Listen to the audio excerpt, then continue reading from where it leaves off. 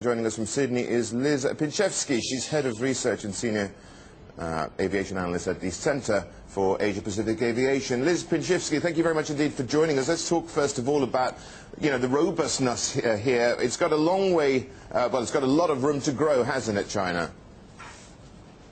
Yeah, we're expecting extremely rapid growth over the next 20 years. It really is the growth market, and the next 20 years will be the golden era for aviation in China.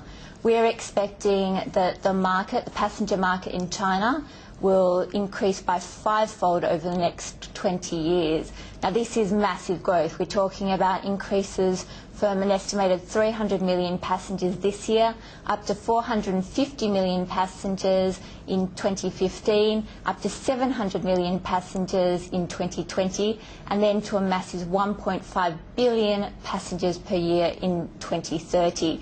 Now, putting this another way, this is over 4 million passengers per day by 2030, so it really is a massive growth market. Well, they're going to need planes, aren't they? They're going to need pilots too. How much are you forecasting? How much is this market going to be actually worth? There's massive requirements for both fleet and pilots over the next 20 years in China, and especially the pilot issue is a real concern. With both fleets and pilots, you have to forward think. You need to think now about your requirements in 5 to 10 years. There's going to be a need for over 70,000 pilots in China over this time, and we've already seen carriers such as the low-cost carrier Spring Airlines saying that they've had to curtail their growth plans because of a lack of pilots.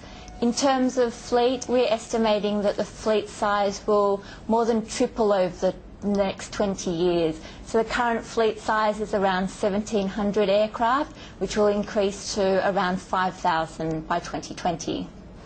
Liz, what about, Boeing and Airbus, of course, are going to make hay here, but we've also got Comac, the state-owned plane manufacturer. They are trying to get into the act. They've got the C919. How competitive will this aircraft be if it ever gets into service?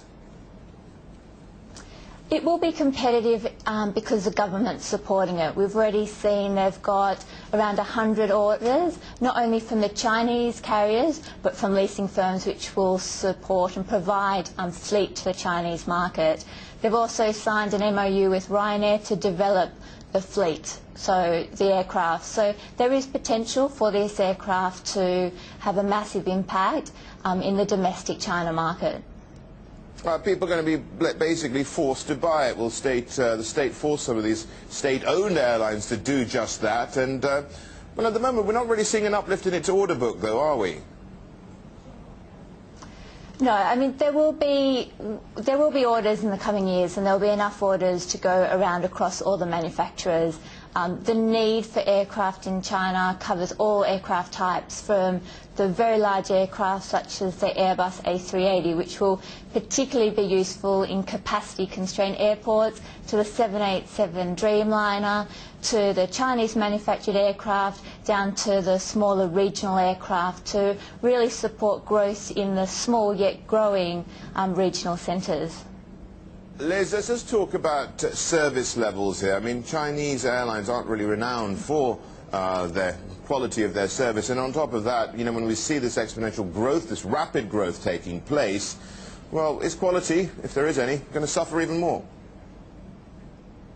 Yeah, quality, service quality and the product really is the area which needs to be the focus for the Chinese airlines as they expand internationally. This really is a concern, and that's what's so interesting about China Southern receiving their first A380, or putting into service the first A380 next month. It really will be interesting to see what they do with the product, how internationally competitive they are. And that really is key. Service levels, branding, on-time performance are all areas which need to be focused on for these airlines to really effectively compete on a global level. Liz Pinczewski, thank you very much indeed for joining us. She's an analyst, a senior analyst at the Centre for Asia Pacific Aviation.